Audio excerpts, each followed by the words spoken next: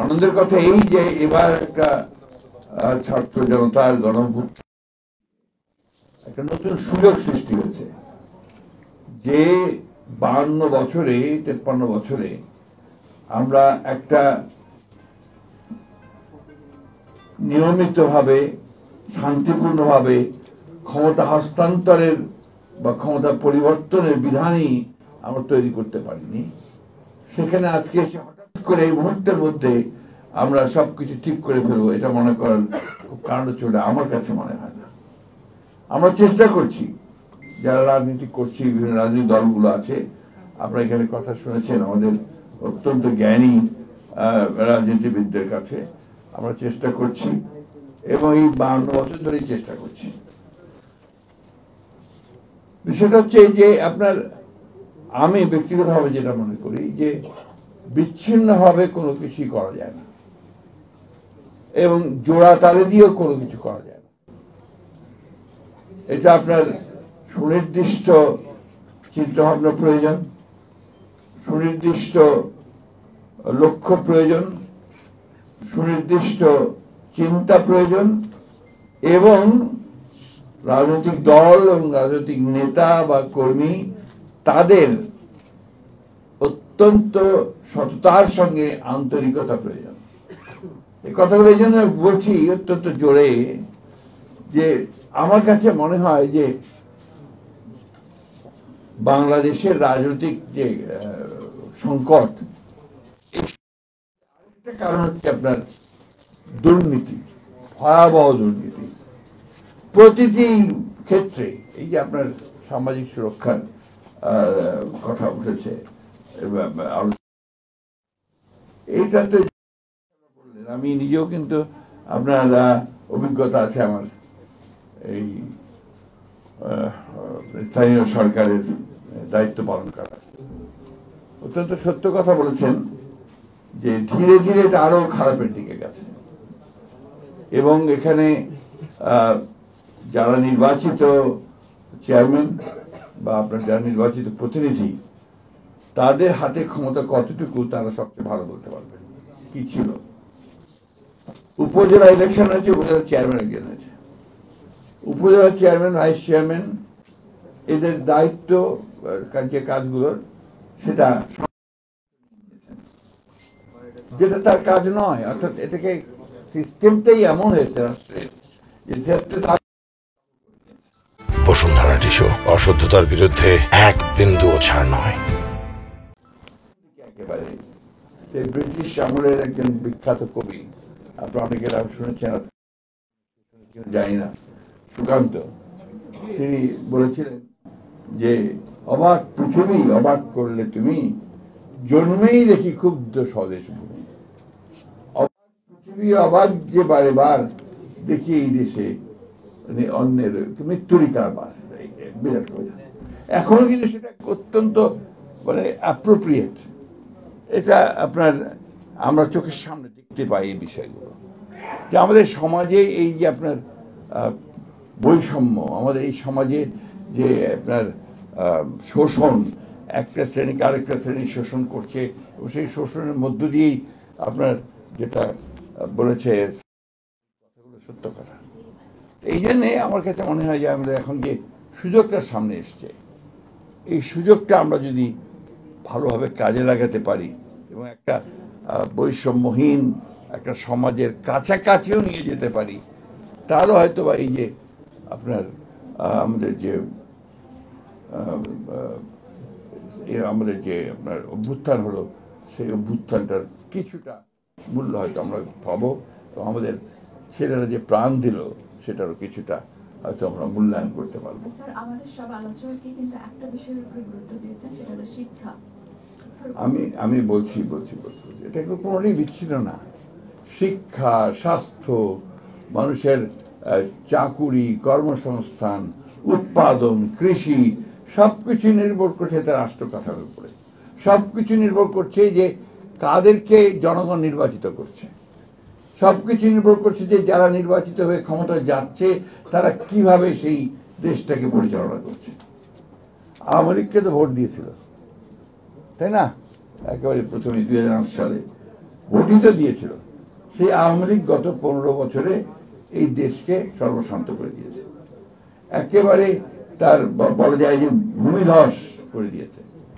সেই জায়গায় এখান থেকে আবার এক বছরে 1.5 বছরের মধ্যে আপনি সবকিছু ঠিক করে ফেলবেন, এটা মনে করার কোনো কারণ নেই। আর সামাজিক সুরক্ষা কার? নাগরিকের তো, মানুষের তো। সেটা আপনার বিধবাই হোক, আর সেটা আপনার কম পয়সার বয়স্কই হোক, সবকিছু সেটাও নির্ভর করতো তার কাঠামোর উপরে, তার ব্যবস্থার উপরে। আজকে আমাদের সবকিছুই আপনার নির্ধারণ করে আমলারাই নির্ধারণ করে সবকিছু, এবং সেখান থেকে আপনার সবকিছু নেমে আসে।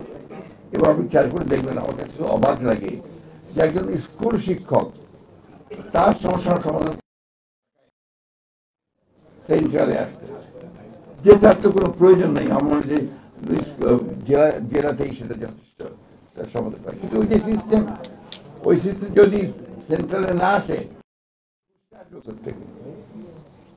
এগুলো হচ্ছে বাস্তবতা। শুনে খারাপ লাগবে, বাট দ্যাটস দ্য ট্রুথ। শিক্ষকদের নিয়োগ হয়, স্কুলের শিক্ষকদের নিয়োগ হয় ঘুষ দিয়ে, নার্সদের নিয়োগ হয় আপনার ঘুষ দিয়ে।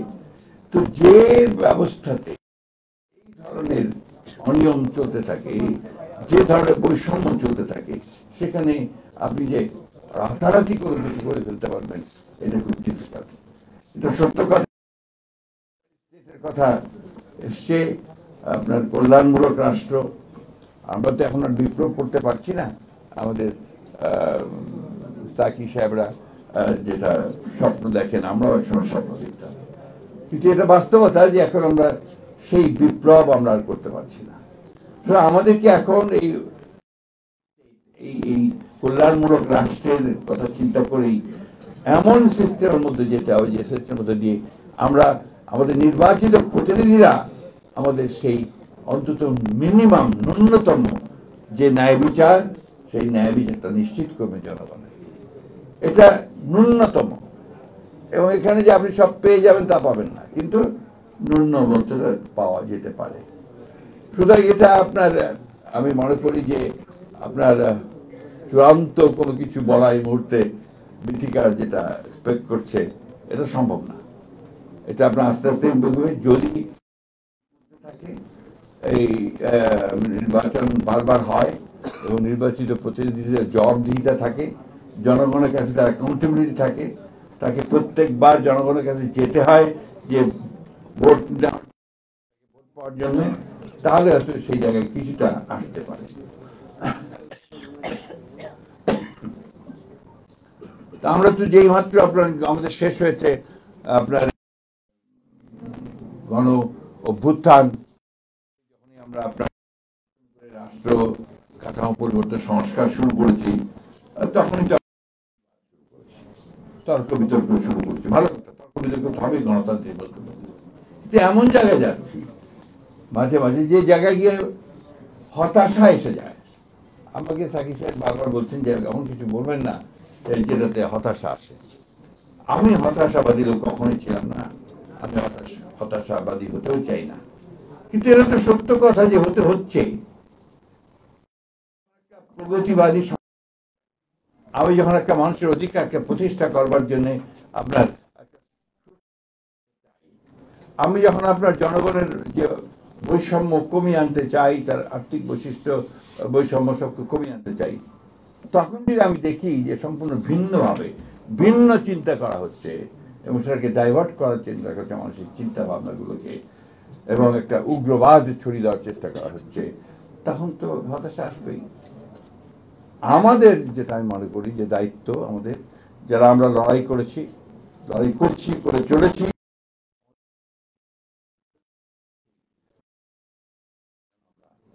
আপনার জনগণ কথাটা আমার কিছু ভেগ মনে হয়। কারণ কোন জনগণ, কারা, সেটা কি আপনার নাকি সালাম, নাকি আপনার আমাদের কলিমুদ্দিন সলিমুদ্দিন, তাই না? ওই জায়গাগুলো আমাদের আসতে হবে, আলোচনা করতে। আমাদের এখানে তিনি কথা বলেছেন।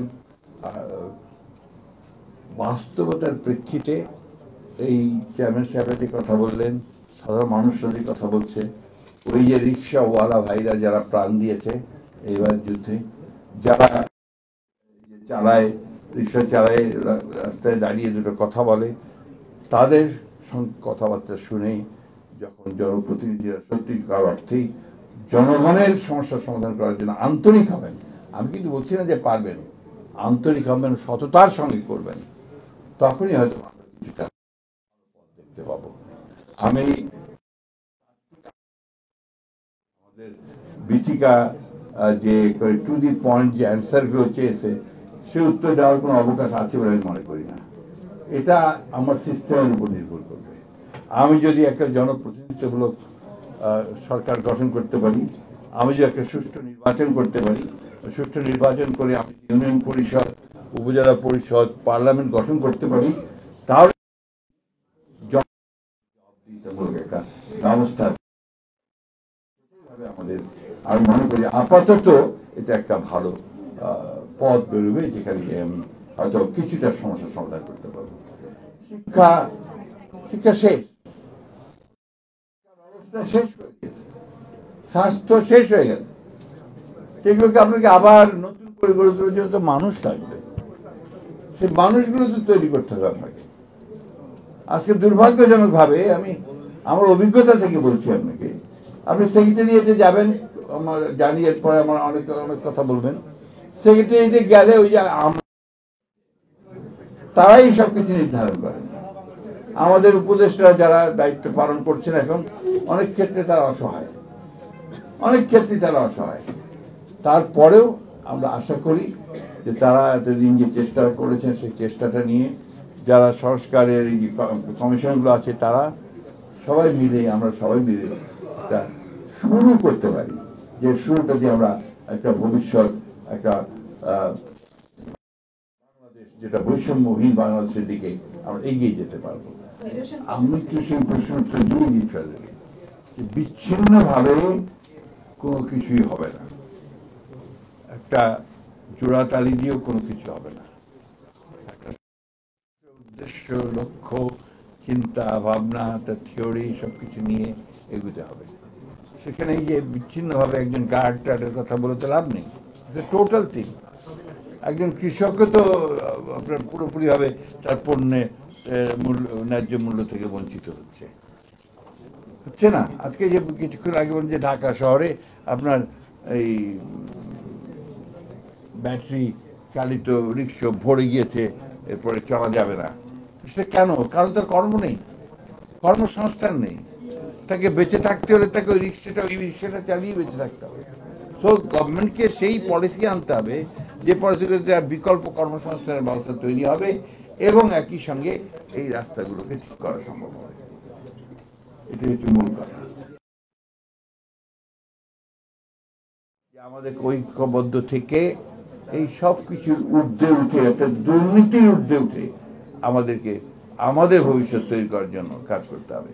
বাংলাদেশের মানুষ পারে, বাংলাদেশের মানুষ 52-তে পেরেছে, বাংলাদেশের মানুষ 69-এ পেরেছে, বাংলাদেশের মানুষ 70-এ পেরেছে, 71-এ পেরেছে। তো সুতরাং না পাওয়ার কোনো কারণ নেই। আর যে সব শেষে যেটা পেরেছে, এটা তো অভাবনীয়, অসাধারণ। সেই ক্ষেত্রে আমার মনে হয় যে আমরা পারবো, আমাদেরকে সেই সামনের দিকে ধৈর্য ধরে এগিয়ে